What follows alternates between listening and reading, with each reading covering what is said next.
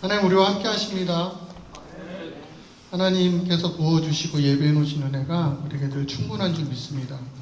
우리가 믿음을 가지고 그 선한 능력이 하나님을 함께 찬양하며 나가도록 하십시다. 가사를 묵상하시면서 우리 함께 찬양하면 좋겠습니다. 그 선하님의 고요히 감사하여 그 놀라운 평화를 누리며 나 그대들과 함께 걸어가네. 나 그대들과 하늘을 여네. 한 번 더 그 선하님의 고요히 감사하여 그 놀라운 평화를 누리며 나 그대들과 함께 걸어가네. 나 그대들과 하늘을 여네. 그 선하님이 우리를 감싸시니 믿음으로 일어나를 기대하네. 주 언제나 우리와 함께 계셔 하루 또 하루가는 새로워 지나가 너무 어둠의 달들이 무섭게 내 영혼 짓눌러도 주여 우리 외면치 마시고 약속의 구원을 한 번 더 지나가 어둠의 날들이 무섭게 내 영혼 짓눌러도 주여 우리 외면치 마시고 약속의 구원을 이루소서. 그 선하님이 우리 감싸시 아멘. 믿음으로 일어나를 기대하네. 주 언제나 우리와 함께 계셔 하루 또 하루가는 새로워 주께서 밝히신 작은 촛불이 어둠을 헤치고 타오르네. 그 빛에 우리 모두 하나 되어 온 우리에 비추게 하소서. 주께서 밝히신 작은 촛불이 어둠을 헤치고 타오르네. 그 빛에 우리 모두 하나 되어 온 우리에 비추게 하소서. 그 선하님이 우리를 감싸신 아멘. 믿음으로 일어나를 기대하네. 주 언제나 우리와 함께 계셔 하루 또 하루가는 새로워. 이 고요함이 깊이 번져갈 때 저 가슴 벅찬 노래들이네. 다시 하나가 되게 이끄소서. 당신의 빛이 빛나느니라. 이 고요함이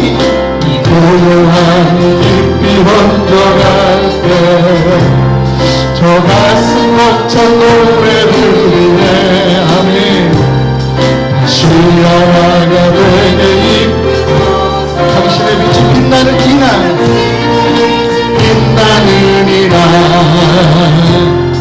그 선하님이 우리를 감싸시니 믿음으로 일어나를 기대하네. 주 언제나 우리와 함께 계셔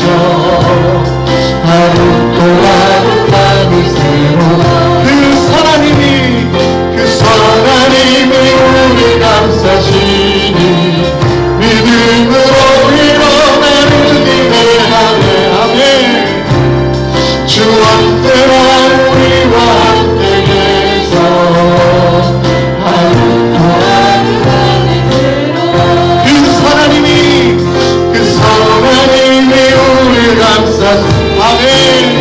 믿음으로 일어나는 기대하네. 주 언제나 우리와 함께 계셔. 하루 또 하루가 주님을 바라보면서 그 선하님이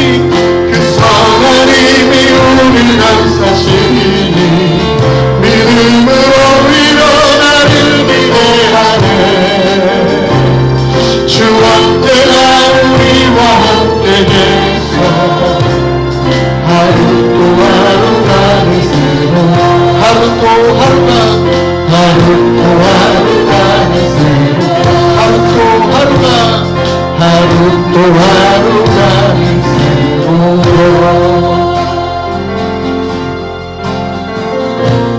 창조의 아버지 그 섭리 보이사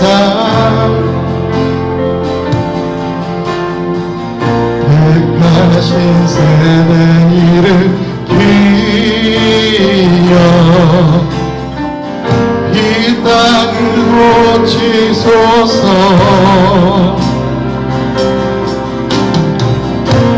주의 크신 능력 만물이 사모하니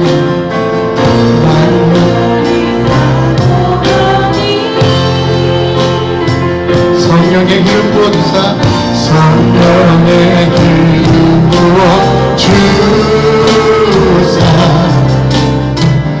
이 시간 임하소서. 주여 광명이 임하사 여방향의 금이 비추소서. 주의 얼굴을 의할게 주의 향기 거두소서. 한 번 더 고백하십니다. 창조의 아버지 그 섭리 보이사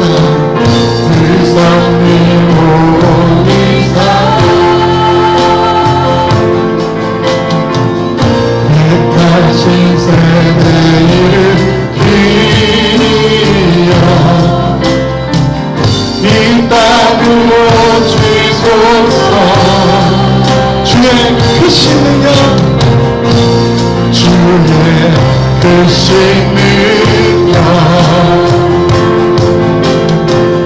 만물이 사모하니 주님 우리에게 성령의 기름을 부어주시옵소서. 성령의 기름 부어주사 이 시간 임하소서. 이 시간 임하소서. 이 시간 임하소서. 아마도 이 시간 임하소서. 주여 광명이 임하사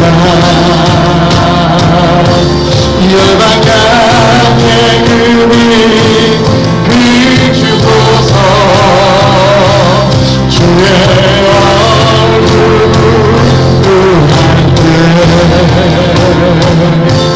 주의 향기 머무소서. 주여 광명이 임하사 주여 광명이 임하사 열방향의 금이 비추소서. 주의 얼굴 구할게 주의 향기 머무소서. 열방의 통치자 열방의 통치자 세상이 보리라 세상이 보리라 진실한 주의 약속으로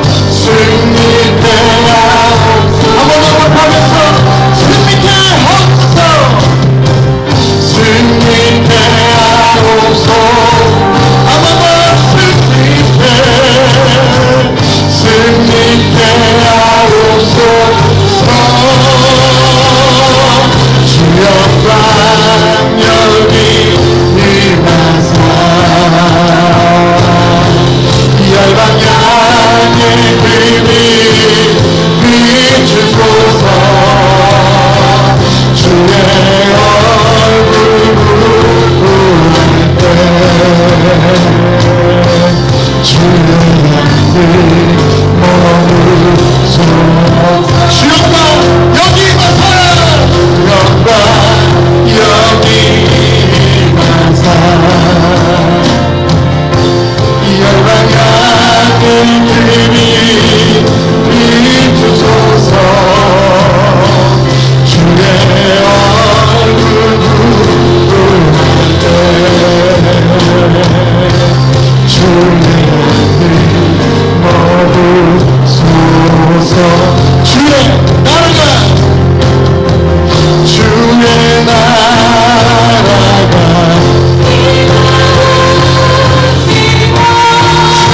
주님의 뜻이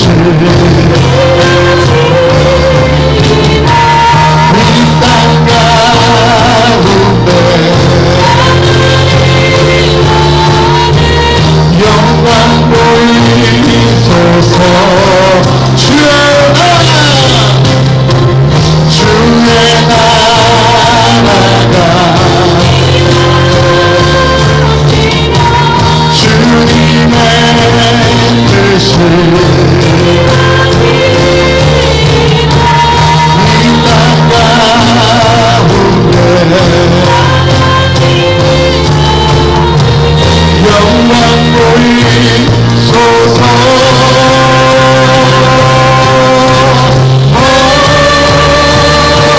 주영광 여기 임하사. 열방향의 힘이 비추소서. 주의 얼굴 부을 때 주의 향기 머무소서. 주영광 여기 임하사. 주영광 여기 임하사. 열방향의 힘이 비추소서. 주의 얼굴 부을 때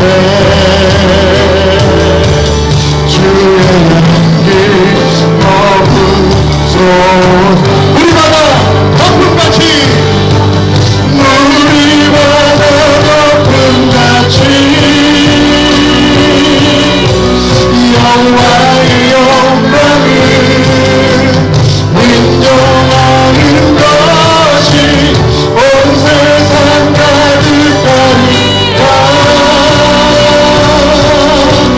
물이마다 높음같이 물이마다 높음같이 물이마다 높음같이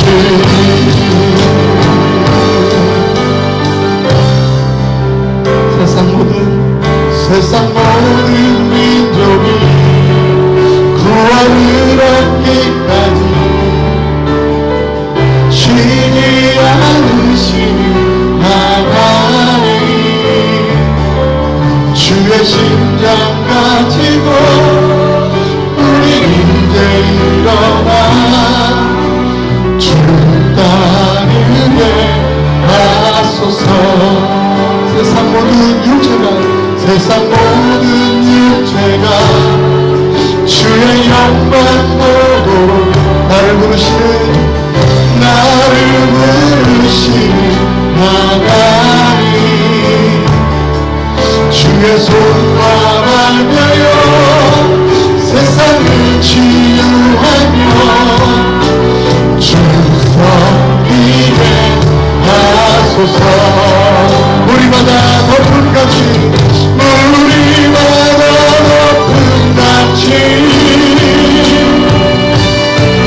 여호와의 영광을 인정하는 것이 온 세상 가득하니까. 우리마다 높음같이 우리마다 높음같이 우리마다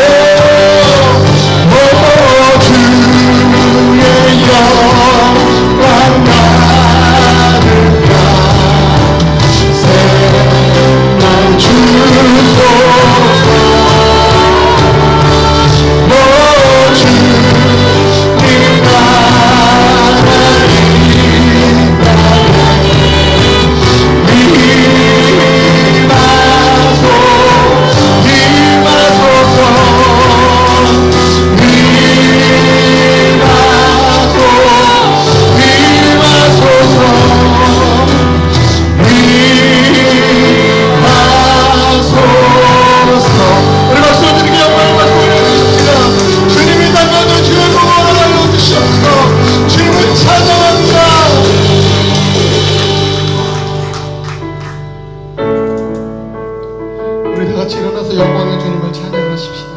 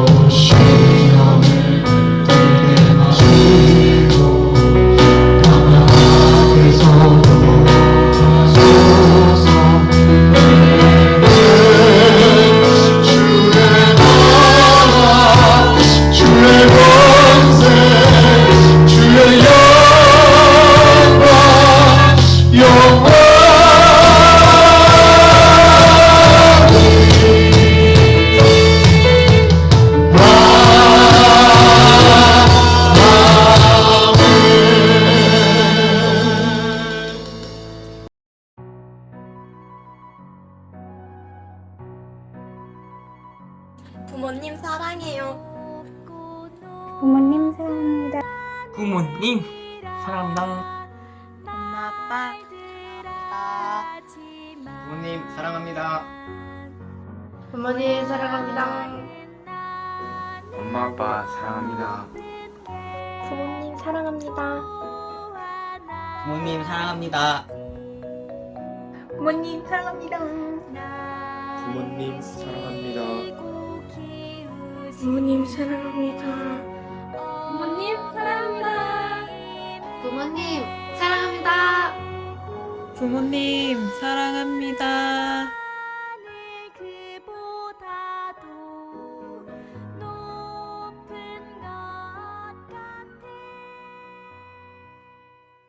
이 시간 하나님의 말씀 한번 보도록 하겠습니다. 창세기 22장입니다. 창세기 22장 1절에서 12절까지 말씀 보도록 하겠습니다. 창세기 22장 1절에서 12절까지 말씀. 제가 가진 성경으로는 구약성경 27페이지입니다. 창세기 22장 1절에서 12절까지 말씀입니다. 한 절씩 교독으로 읽습니다. 그 일 후에 하나님이 아브라함을 시험하시려고 그를 부르시되 아브라함아 하시니 그가 이르되 내가 여기 있나이다.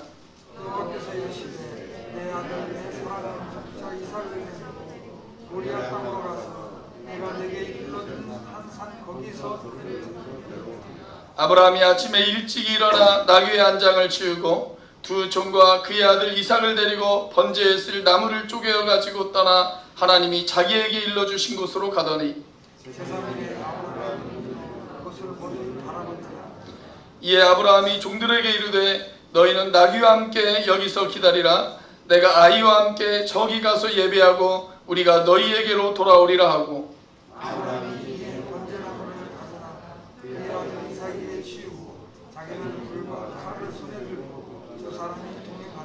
이삭이 그 아버지 아브라함에게 말하여 이르되 내 아버지여 하니 그가 이르되 내 아들아 내가 여기 있노라.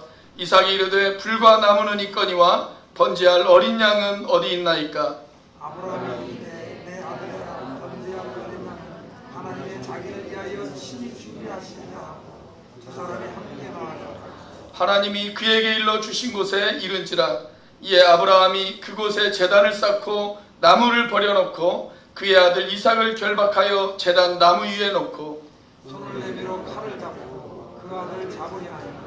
여호와의 사자가 하늘에서부터 그를 불러 이르시되 아브라함아 아브라함아 하시는지라. 아브라함이 이르되 내가 여기 있나이다 하매 사자가 이르시되 그 아들에게 손을 대고 그에게 아무 일도 하지 마. 내가 내 아들을 내 붙잡고 내가 안지 않으라.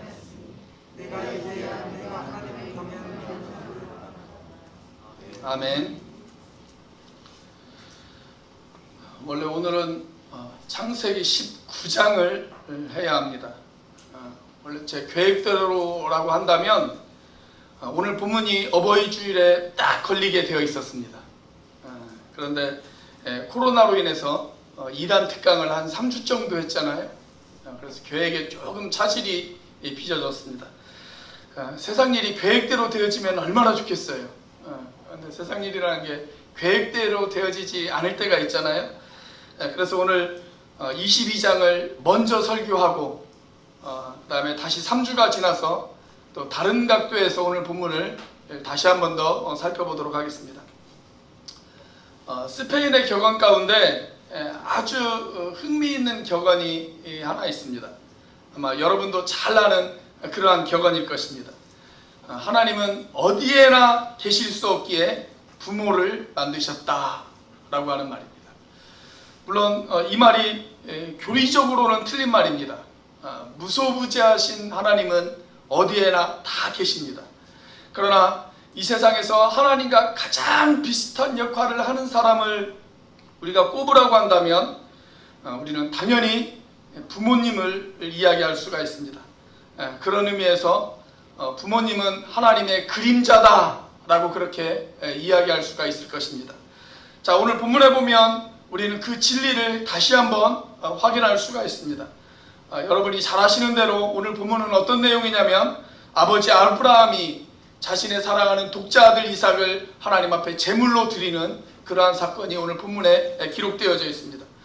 오늘 우리는 이 사건을 통해서 아브라함의 그 모습 속에서 우리의 부모님의 모습을 추억해 보고자 합니다. 그리고 한 걸음 더 나아가서 이 아브라함의 모습 속에서 또 그리고 우리의 부모님들의 모습을 통해서 우리의 아버지 되시는 하나님의 모습을 우리가 한 번 더 살펴보기를 원합니다. 자, 오늘 본문에 나타난 아브라함을 통해서 알 수 있는 부모의 모습은 어떤 모습일까요? 첫째, 부모님의 모습은 사랑의 모습입니다. 따라서 해볼까요? 부모님은 사랑입니다. 아브라함이 아들 이삭을 사랑했을까요? 사랑하지 않았을까요? 당연히 사랑했겠죠. 100세에 낳은 아들, 낳을 수 없는 환경에서 낳은 아들, 그 아들이 얼마나 귀하고 얼마나 소중했겠습니까? 그래서 그 아들을 사랑했는데 어느 정도로 사랑했냐면 성경에 보니까 그 아들 이삭이 우상이 될 정도로 사랑했습니다. 우상이 될 정도로 사랑했어요. 그래서 하나님께서는 이 아브라함을 시험하실 수밖에 없었습니다. 왜냐하면 독자 이삭을 향한 아브라함의 사랑이 거의 절대적이고 그 다음에 거의 맹목적인 사랑이 되어지다 보니까 하나님께서 이 아브라함을 시험하셨어요. 여러분, 아들 이삭이 중요하죠. 얼마나 소중합니까? 정말 눈에 넣어도 아프지 않을 만한 그러한 아들 아니겠어요? 그렇게 소중한 아들을 주신 그 하나님은 더 소중하지 않겠습니까? 그래서 하나님께서는 오늘 본문 아브라함에게 너의 우선순위가 무엇인지를 시험하고자 하나님께서 아브라함을 시험하시는 장면이 오늘 본문에 등장합니다. 자, 여러분, 이것이 비단 아브라함에게만 해당되어질까요? 아브라함만 아들 이삭을 그렇게 맹목적으로 절대적으로 그렇게 사랑할까요? 여러분은 어떻습니까? 여러분들의 자녀들을 여러분들도 그렇게 사랑하잖아요. 맹목적으로 그리고 절대적으로 그 자녀들을 사랑하지 않습니까? 여러분만 그럴까요? 여러분들을 키워주신 여러분의 부모님은 어떨까요? 나를 향해서, 나를 키우실 때 그분들은 나를 향해 절대적이고 맹목적으로 우리들을 사랑하지 않았겠습니까? 빅토르 이고라고 하는 사람의 작품 가운데 이런 이야기가 있습니다. 전쟁 중에 군인들이 거리를 행군을 하고 있었어요. 그러다가 배고파서 쓰러진 한 여인을 발견을 합니다. 한 군인이 그 여인에게로 달려가서 자기의 배낭을 열어요. 그리고 자기의 배낭 속에서 빵 한 조각을 꺼내서 그 여인의 손에 쥐어줍니다. 여인이 힘겹게 눈을 떴어요. 그리고 자기의 손에 쥐어진 것이 빵이라고 하는 사실을 깨닫고 나서 이 여인이 갑자기 어디에서 솟아났는지 자리에서 벌떡 일어납니다. 그리고 길 한복판을 향해서 막 달려가기 시작을 하는 거예요. 그리고 그 길거리 모퉁이에 서 있는 한 소년에게 그 빵을 건네줘요. 그 모습을 보고 한 철없는 군인이 이렇게 이야기를 합니다. 저 여자는 배가 고프지 않은 모양이지. 그렇게 이야기해요. 자, 그러자 그 모든 광경을 지켜보고 있던 또 다른 군인이 이 철없는 군인에게 이렇게 이야기를 합니다. 저 여자는 어머니야. 저 여자는 어머니야. 어머니이기 때문에 그러는 거야. 어머니는 사랑이야. 어머니는 사랑이거든. 그렇게 이야기합니다. 그렇습니다, 여러분. 자식들을 절대적으로 사랑하시는 부모님, 우리들의 어머니, 우리들의 아버지, 이제 우리의 부모님이야말로 우리의 진정한 영웅이라는 것을 우리가 알아야 합니다. 유명한 윈스턴 처칠의 말년에 이 처칠이 자기의 정기문을 쓰기 시작을 했어요. 그 정기문을 쓰던 작가가 이 처칠에게 영향을 끼쳤던 많은 사람들을 조사하기 시작을 했습니다. 초등학교 교사로부터 시작해서 주변에 있는 많은 처칠에게 영향을 끼친 사람들의 이름을 쭉 리스트를 뽑고 이제 그 리스트를 마지막 최종적으로 처칠에게 확인받기 위해서 그 리스트를 보여주었어요. 그때 처칠이 그 명단을 쭉 훑어보다가 이런 유명한 말을 남겼습니다. 자네는 말이야 가장 중요한 한 분을 빠뜨렸네. 내 인생에 있어서 가장 중요한 한 영웅을 자네는 빠뜨렸네. 그렇게 이야기합니다. 그러자 작가가 깜짝 놀라서 그 사람이 누굽니까? 하고 묻습니다. 그때 처칠이 이렇게 이야기를 합니다. 내 어머니일세. 내 어머니가 가장 위대한 스승일세. 그렇게 이야기합니다. 그런데 여러분, 우리들의 부모님이 맹목적으로 그리고 절대적으로 우리들을 사랑하시지만 그런 부모님의 사랑은 사실상 그림자에 불과하다고 성경은 우리에게 이야기하고 있습니다. 이사야 선지자의 메시지에 보면 이사야 선지자가 어느 날 이런 이야기를 해요. 여인이 어찌 젖먹는 자식을 잊겠느냐. 설령 여인이 그 자식을 잊을지라도, 그러니까 여러분, 엄마가 어떻게 자식을 잊어버리겠어요? 엄마는 자식을 잊어버릴 수가 없어요. 자, 그런데 설령 엄마가 자식을 잊어버린다 할지라도 나는 절대 너희를 잊지 아니하리라. 우리 하나님께서 그렇게 이야기하십니다. 자식을 향한 어머니의 사랑은 절대적이지만 그 어머니의 사랑을 능가하는 사랑이 있는데 그것이 바로 하나님의 사랑이라고 성경은 우리에게 가르쳐주고 있습니다.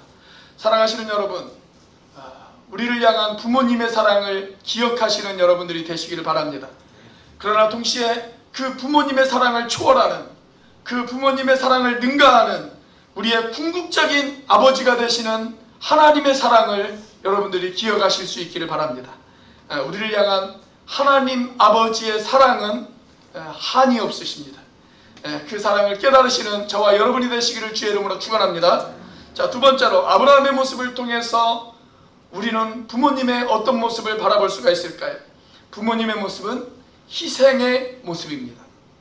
부모님의 모습은 희생의 모습입니다.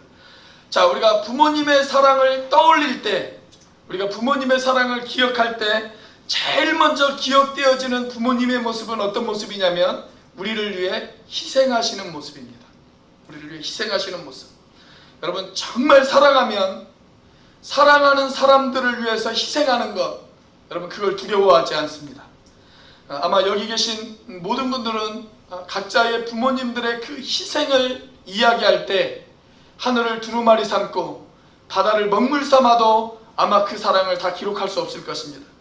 자, 영국 황실에 앨리스라고 하는 공주가 있었어요. 앨리스, 유명한 빅토리아 여왕의 딸이기도 합니다. 그런데 이 앨리스 공주에게 7명의 자녀가 있었습니다. 가장 막내가 마리라고 하는 딸입니다. 아주 예쁘고 아주 총명한 딸이었어요. 그런데 이 딸이 4살 때 전염병에 걸립니다. 디프테리아라고 하는 전염병에 걸렸어요. 영국 황실의 주치였던 빅터 로얄 박터라고 하는 박사는 이 앨리스라고 하는 공주에게 이렇게 이야기를 했습니다. 몇 번에 걸쳐서 이런 주의를 주었어요. 공주님, 절대로 아기와 접촉하시면 안 됩니다. 공주님, 절대로 아기와 접촉하시면 안 됩니다. 이렇게 주의를 주었습니다. 요즘 코로나 때문에 이 주의사항이 얼마나 중요한 것인지 우리는 너무나도 뼈저리게 느끼고 있지 않습니까? 조금 해이해졌더니 어제 대량의 확진자가 또다시 발생을 했습니다. 그런데 어느 날 이 아기가, 말이라고 하는 이 아이가 너무나도 힘겹게 울어대기 시작을 합니다. 너무나도 애처로웠습니다. 그 딸이 너무나도 안쓰럽게 보였습니다. 그렇게 힘겹게 우는 딸을 바라보면서 이 앨리스라고 하는 공주가 참을 수 없어서 그 딸에게 달려갑니다. 그리고 그 딸을 꼭 끌어안습니다. 그리고 그 딸의 볼에 키스를 했습니다. 그리고 아가야, 참으려, 조금만 참으려, 그렇게 아이를 격려해 주었습니다.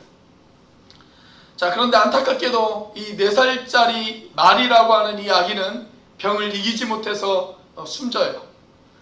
그리고 나서 그 뒤에 이 아기가 숨지고 나서 딱 한 달 뒤에 이 앨리스도 숨집니다. 이 공주가 죽어가면서 남긴 아주 유명한 말이 있어요. 이런 말을 남겼어요. 나는 내 딸에게 키스한 것을 절대 후회하지 않습니다. 나는 나에게 똑같은 상황이 닥친다 할지라도 저는 그 딸에게 달려갈 것입니다. 그리고 그 딸을 끌어안을 것입니다. 그리고 그 딸의 볼에 여전히 나는 입을 맞출 것입니다. 그렇게 이야기했습니다. 여러분, 이것이 바로 어머니의 모습이죠. 이것이 바로 부모님의 희생입니다. 자, 오늘 본문에 나타난 가장 커다란 희생자는 누구일까요? 가장 커다란 희생자, 이삭일까요? 지금 이삭을 제물로 바치기 위해서 모리아산으로 올라가고 있잖아요. 이제 이삭은 죽어야 됩니다. 그래서 혹자는 이삭이 가장 큰 희생자다라고 그렇게 이야기할 수 있을 것입니다. 자, 그런데 저는 이삭이 가장 큰 희생자가 아니라고 생각이 되어져요. 그럼 누가 가장 큰 희생자일까? 어머니였던 사라일까요? 자, 오늘 본문을 우리가 자세히 읽어보면 사라의 이름이 단 한 번도 등장하지 않습니다. 단 한 번도 등장하지 않아요. 아들 이삭을 제물로 바쳐야 되는 이 엄청난 일이 벌어졌는데 어머니였던 사라의 이름은 단 한 번도 성경에 나오지 않습니다. 왜 그랬을까요? 아마 틀림없이 아브라함이 자기 아내에게는 비밀로 했을 것입니다. 이야기를 아마 하지 않았을 거예요. 그냥 다만 이렇게 이야기했을 거예요. 내가 아들 이삭과 모리아산에 가서 하나님 앞에 예배를 드리고 오겠다. 막 그냥 그렇게만 이야기하고 말았을 것입니다. 그래서 사라는 지금 무슨 일이 벌어지고 있는지 자세하게 알지 못하는 아마 그러한 상황이었을 거예요. 자, 그렇다면 이제 아버지 아브라함의 심정을 우리가 한번 살펴보도록 하겠습니다. 자, 아버지 아브라함의 심정은 어떠했을까요? 2절 말씀입니다. 자, 아브라함이 하나님으로부터 명령을 받죠. 2절 같이 한번 읽어보겠습니다. 시작. 여호와께서 이르시되 내 아들 내 사랑하는 독자 이삭을 데리고 모리아 땅으로 가서 내가 내게 일러준 한 산 거기서 그를 번제로 드리라. 자, 그리고 3절에 보시면 아브라함이 하나님의 그 명령 앞에 순종해요. 그리고 아침 일찍 일어나서 모리아 산으로 떠날 준비를 합니다. 어떻게 준비합니까? 3절 말씀입니다. 같이 한번 읽어보겠습니다. 시작. 아브라함이 아침에 일찍 일어나 나귀의 안장을 지우고 두 종과 그의 아들 이삭을 데리고 번제에 쓸 나무를 쪼개어 가지고 떠나 하나님이 자기에게 일러주신 곳으로 가더니, 자, 아브라함이 아침 일찍 일어났습니다. 그리고 제사에 사용할 나무를 쪼개요. 여러분, 그 나무를 쪼갤 때 아브라함의 마음이 어떠했을까요? 아브라함의 마음이, 우리 침례교단에 나온 세계적인 설교자 찰스 스펄전 목사님이 이 대목을 설교할 때 이렇게 이야기했습니다. 아브라함이 자기 아들을 바칠 번제에 사용할 그 나무를 쪼개고 있을 때 그는 나무를 쪼개고 있었던 것이 아니라 자신의 심장을 쪼개고 있었다. 그렇게 이야기했습니다. 저는 그 말이 가장 적합한 말이다 라고 그렇게 생각이 되어집니다. 자, 그리고 4절 말씀해 보시면 4절이 이렇게 시작이 되어집니다. 제3일에 그렇게 시작이 되어져요. 그러니까 사흘길을 걸어서 아브라함이 모리아산에 도착을 하는 거예요. 여러분, 그 사흘길을 걸으면서 이 아브라함의 마음이 어떠했을까요? 여러분, 그 아브라함의 심정이 어떠했을까요? 자기 자식을 죽이기 위해서 길을 떠나가는 그 길, 한 걸음 한 걸음이 얼마나 힘들고 얼마나 고통스러웠을까요? 자, 그리고 드디어 이제 모리아산에 도착을 했습니다. 그리고 모리아산 정상을 향해서 이삭과 함께 올라갑니다. 여러분, 정상이 다가올수록 그 발걸음이 얼마나 무거워졌을까요? 조금이라도 더 늦게, 조금이라도 더 더디게 정상을 향해서 올라가고 싶은 그 마음이 아브라함 가운데 있지 않았을까요? 자, 등에 땔감을 지고 자기가 죽어야 할 그 산, 그 언덕을 향해서 올라가고 있었던 이삭의 모습 속에서 우리는 십자가를 짊어지고 골고다 언덕으로 올라가는 예수 그리스도의 모습을 바라볼 수가 있습니다. 또 아울러 사랑하는 독자 이삭을 제물로 내주어야 되는 그 아버지 아브라함의 마음 속에서 사랑하는 독자 예수 그리스도를 십자가 위에 내어주어야만 하는 그런 아버지 하나님의 사랑을 우리는 또한 깨달을 수가 있습니다. 여러분, 그 십자가 위에서 예수님이 돌아가시던 그날 누가 더 고통스러우셨을까요? 예수님도 고통스럽고 예수님도 힘드셨겠지만 그 고통을 지켜보아야만 하는 아버지 하나님의 마음은 또한 어땠을까요? 예수님이 십자가 위에서 신음을 토해내던 바로 그 시간, 아마 낮 12시 정도가 되었을 것입니다. 아마 지금 이 시간 정도가 되어졌을 거예요. 그때 캄캄한 어둠이 세상을 덮었다고 성경은 그렇게 이야기하고 있습니다. 그런데 어떤 시인이 이런 이야기를 했어요. 아버지이신 하나님이 자신의 사랑하는 아들이 당하는 고통을 더 이상 지켜볼 수 없어서 하늘을 어둠으로 덮어버리셨다. 그렇게 이야기했습니다. 사랑하는 여러분, 우리는 이 어버이 주일에 우리를 위해 희생하신 부모님의 모습을 기억할 수 있어야 합니다. 그리고 그 부모님의 희생을 통해서 사랑하는 독생자 예수 그리스도를 희생하신 하나님 아버지의 희생을 우리가 기억할 수 있어야 합니다. 오죽하면 예수님께서 십자가에 못 박혀 돌아가시기 전날 제자들에게 이런 당부를 하셨잖아요. 이 떡을 먹을 때마다 그리고 이 잔을 마실 때마다 나를 기념하라. 그렇게 이야기하시지 않았습니까? 우리는 한 달에 한 번 주의 만찬을 하지만 초대교회에서는 매번 모일 때마다 주의 만찬을 시행을 했습니다.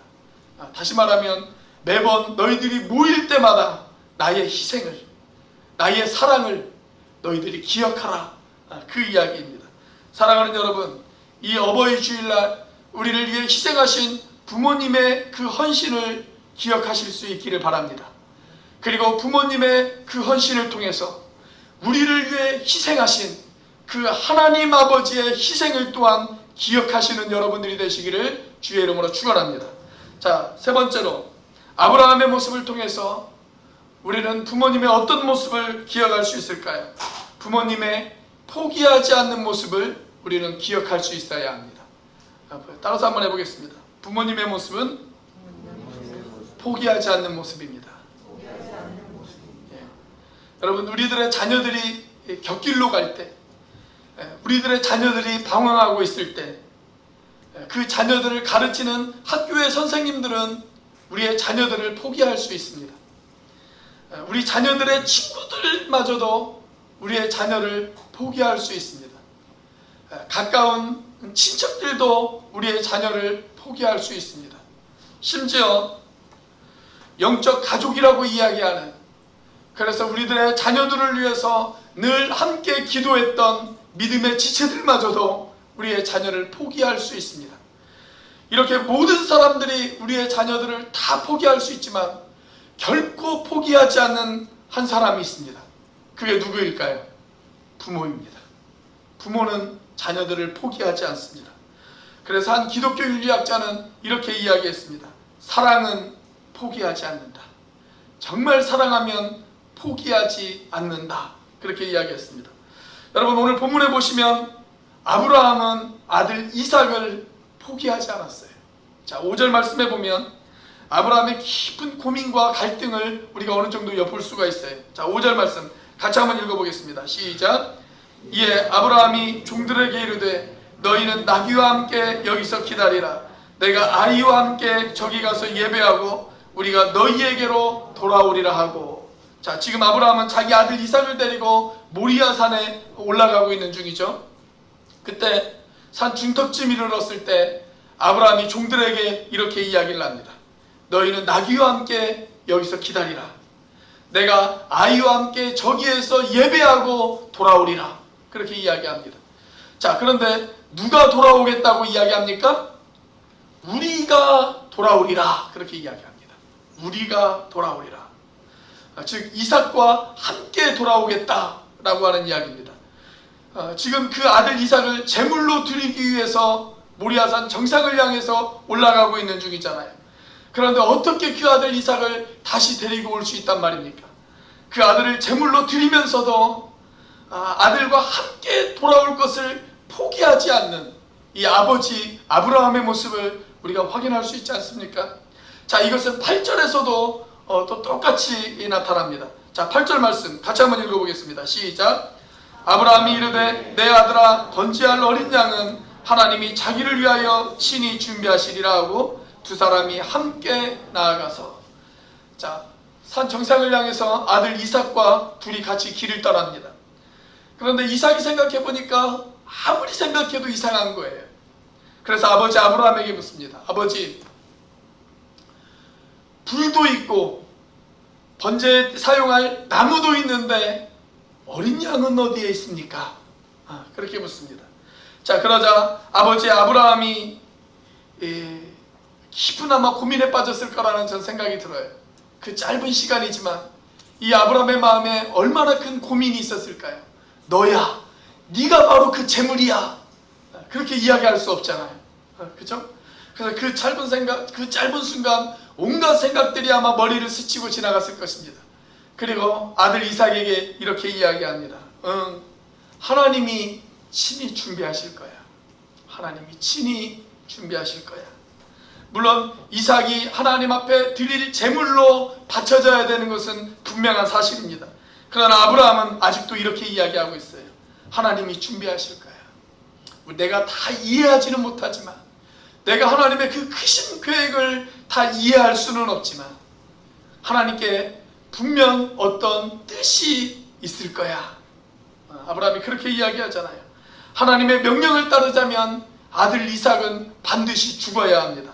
그러나 그 순간에도 그 아들 이삭은 하나님께서 나에게 약속으로 주신 아들이다. 그리고 하나님의 뜻은 반드시 이루어질 것이다.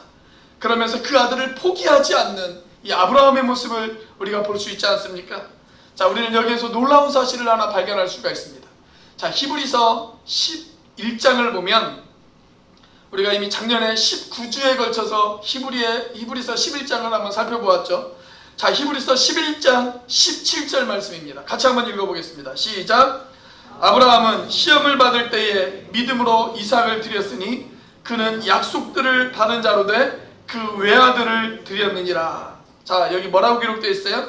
아브라함은 시험을 받을 때 믿음으로 이삭을 드렸다. 자, 무엇으로 이삭을 드렸다고요? 믿음으로 이삭을 드렸다라고 라고 기록되어 있습니다. 자, 그런데 19절 말씀을 한번 보세요. 아브라함이 포기하지 않고 끝까지 믿음을 가졌던 이유가 거기에 소개되어져 있습니다. 히브리서 11장 19절 같이 읽습니다. 시작. 그가 하나님이 능히 이삭을 죽은 자 가운데서 다시 살리실 줄로 생각한지라. 비유컨대 그를 죽은 자 가운데서 도로 받은 것이니라. 자, 하나님의 명령을 따르자면 이 아들은 제물로 바쳐져야 한다. 이 아들은 반드시 죽어야 한다. 그러나 하나님께서 이 아이를 통해서 큰 민족을 이룰 것이라고 약속하셨다. 우리의 하나님은 신실하신 분이시다. 그분은 당신의 약속을 반드시 지키시는 하나님이시다. 자, 그렇다면 이제 어떻게 될 것인가? 하나님의 명령에 따라 이 아들을 제물로 드리지만 하나님께서는 이 아들을 반드시 다시 살릴 것이다. 아브라함이 그걸 믿었다는 거예요. 그걸 믿었어요. 성경학자는 아브라함의 이 믿음을 가리켜서 부활신앙이다 그렇게 이야기하는 성경학자도 있습니다. 중요한 것은 이것입니다. 아버지 아브라함은 아들 이삭을 끝까지 포기하지 않았다는 거예요. 하나님의 아들 이삭을 드리라고 했으니까 그냥 이삭을 드려버리고 나는 다른 아들이나 열심히 키워야 되겠다 이렇게 생각하지 않았어요. 그 아들 이삭을 끝까지 포기하지 않았어요. 이것이 바로 부모의 마음이라는 것입니다. 그렇다면 사랑하시는 여러분, 여러분과 저도 믿어야 되지 않겠습니까? 하나님을 믿으시기를 바랍니다. 아버지 아브라함이 하나님을 믿고 그 아들 이삭을 포기하지 않았듯이 여러분, 우리도 우리의 자녀들을 포기하지 마시기 바랍니다. 여러분, 설령 부모가 자녀를 포기한다 할지라도 우리의 아버지 되시는 하나님은 우리를 포기하지 않으신다는 사실을 믿으시기를 바랍니다. 여러분, 그 하나님을 믿고 그 하나님 앞에 순종하실 수 있는 저와 여러분이 되시기를 주의 이름으로 축원합니다. 자, 이제 결론적으로 이 어버이 주일에 저는 여러분들에게 두 가지의 결단을 촉구하기를 원합니다. 하나는 부모를 향한 자녀의 결단입니다. 그리고 또 하나는 자녀를 향한 부모의 결단입니다. 자, 우선 부모님 중에 한 분이라도 살아계신 분, 또 처가댁 부모님이나 시댁 부모님이라도 살아계신 분, 그분도 다 우리의 부모님이잖아요. 자, 그런 분들은 두 손을 가슴에 모아주세요. 나의 부모님이 살아계시다. 내 본가나 시댁이나 처갓집이나 나의 부모님이 살아계시다. 자, 우리 같이 한번 고백해 보겠습니다. 따라서 해보세요. 나는 부모님의 뜻을 믿어드리고 부모님의 뜻을 따르는 순종의 삶을 살겠습니다. 예, 여러분의 부모님을 믿어주시기 바랍니다.